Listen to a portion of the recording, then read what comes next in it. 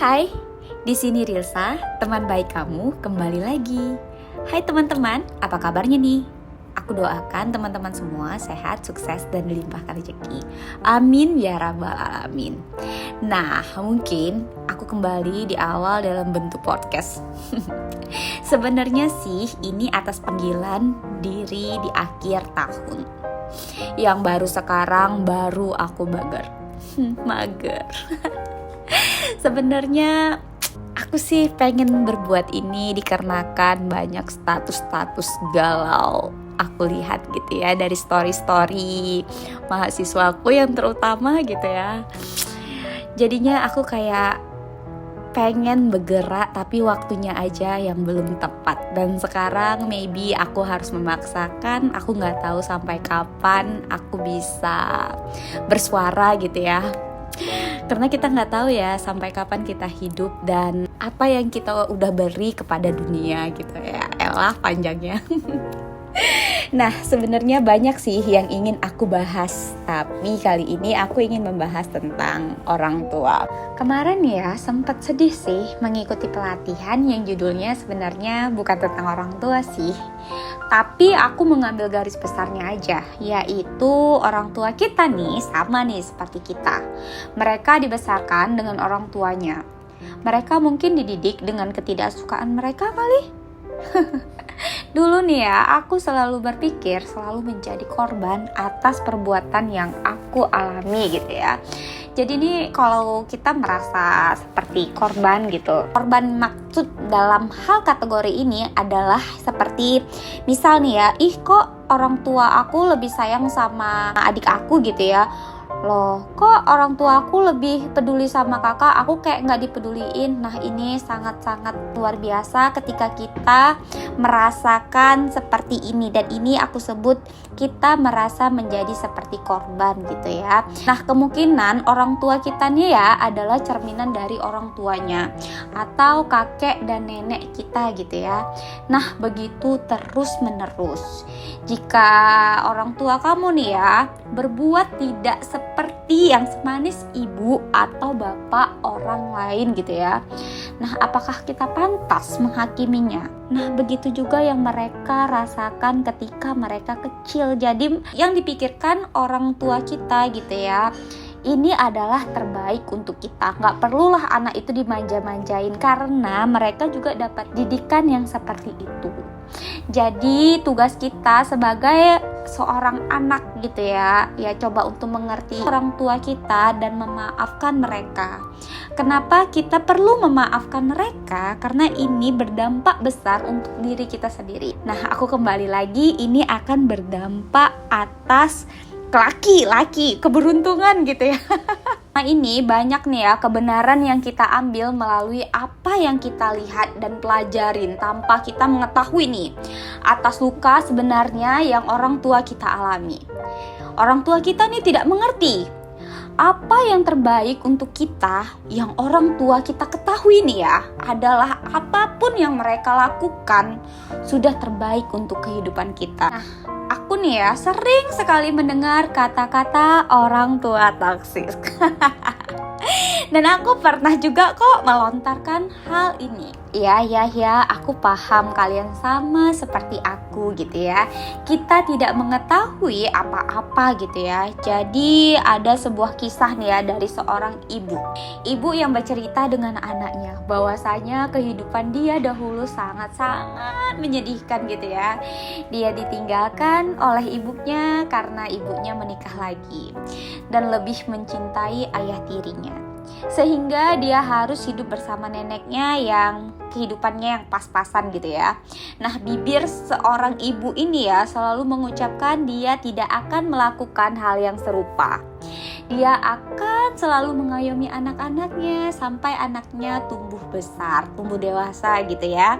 Dan sampai akhirnya pola itu terbentuk dan menjadi kisah anaknya kembali. Wow, kenapa bisa? Nah, si sang ibu nih ya tanpa merasa bersalah meninggalkan anaknya dan hidup bersama sang kekasih baru. Nah, di sini ya ada sebuah pola. Nah, ibunya kan tadi sudah berjanji gitu ya, ibunya sangat takut meninggalkan anaknya, sehingga ibunya nih bercerita sama si sang anak gitu ya, bahwasanya kisah dia dahulu ditinggalkan oleh ibunya gitu ya. Dan tapi kenapa sekarang terjadi kembali si ibunya meninggalkan anaknya gitu.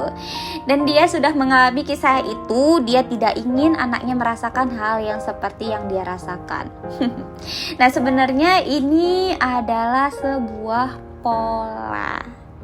Sebenarnya nih ya, sang ibu juga tidak menginginkan hal tersebut dari awal gitu ya. Makanya ibunya ini bercerita dengan anaknya, nah aku nggak mau nanti suatu saat aku ninggali kamu seperti ibu aku dulu ninggali aku gitu ya. Tapi atas ketidaktahuannya dia menjadikan hal tersebut berulang kembali kepada dirinya sendiri. Kenapa bisa terjadi gitu ya? Nah, kalian pernah dengar nggak sih kalau cari pasangan itu harus lihat bibit, bebet, dan bobotnya? Dulu nih ya, aku tidak mempercayai ini. Dan sampai sekarang pun aku baru menyadari bahwa ini adalah sebuah pola. Kalian pasti sudah tidak asing lagi kan? Misal nih, lihat gitu ya, melihat orang tua si A hobinya selingkuh. Nah, anaknya nggak suka nih dengan ayahnya. Nah, begitu dia tumbuh besar, dia menjadi seorang pencinta wanita. Loh. Kenapa bisa begitu ya? Karena di sini ada sebuah kemelekatan gitu. Jadi, tubuh kita ini tidak mengerti mana yang kita mau atau mana yang kita tidak mau. Yang tubuh kita ambil adalah mana rasa yang sangat familiar. Contoh hal yang sekarang sedang terjadi, yaitu mohon maaf karena kita lagi sedang sama-sama menyaksikan ya, yaitu anak presiden. Aku pernah dengar ya di salah satu podcast bahwa anaknya beliau gitu ya, mohon maaf Pak, ini sebagai contoh buat teman-teman semua gitu. Nah, aku nih pernah dengar nih di suatu podcast ya, bahwasanya anaknya Bapak Presiden terhormat gitu ya, tidak ingin terhubung dengan dunia politik gitu ya. Kata beliau gitu ya, kata anaknya gitu ya, selain uangnya enggak ada gitu ya, lebih baik berbisnis aja deh gitu, dia ngomong gitu ya. Nah, yang kita ketahui sekarang, kedua anaknya sekarang mencalonkan diri sebagai anggota politik, dan satu sudah jadi anggota apa sih namanya, pokoknya dua-dua udah terjun ke dunia politik. Padahal dulu aku inget banget bahwasanya ini anak nggak mau terjun di dunia politik gitu ya. Nah, menurut kalian nih, kenapa ini bisa terjadi? Karena tubuhnya sudah sangat-sangat familiar gitu ya. Nah, contoh lagi deh nih, misal ya, ada anak orang kaya, senang banget dapat pasangan yang juga kaya. Tapi ada juga kok yang tidak menjadi. Kenapa ya? Karena kembali lagi nih soal rasa atau kemelekatan. Nah, semoga kita jadi paham kenapa orang tua kita tidak semanis orang tua yang lainnya gitu ya. Tetap nih ya, mencintai orang tua kita. Karena kita tidak tahu nih luka apa yang pernah ditanamkan oleh orang tua kita. Nah, satu pesan dari aku, jika ada hal yang ingin kalian lepaskan, segeralah dilepaskan, agar nanti tidak terbawa di hidup kalian selanjutnya. Mungkin segitu dulu podcast atau dongeng dari aku. Dongeng cocok juga nih ya, dongeng sebelum tidur gitu ya. Semoga kita bisa menjadi lebih baik lagi. Ingat ya, jangan menyalahkan orang tua kita, karena kita tidak mengetahui luka apa yang dibawa oleh mereka. Maafkanlah orang tua kita, cintailah orang tua kita selagi dia masih ada di dunia ini. Jika kalian ada impian untuk hidup kalian, sesegera mungkinlah alihkan tubuh kalian untuk impian tersebut. Di sini Rilsa, teman baik kalian, mengucapkan selamat kalian beruntung mendengarkan podcast dari aku. Hahaha. Sampai jumpa di podcast atau dongeng sebelum tidur. Bye teman-teman. Sehat-sehat ya buat kita semua. Love you all. Bye.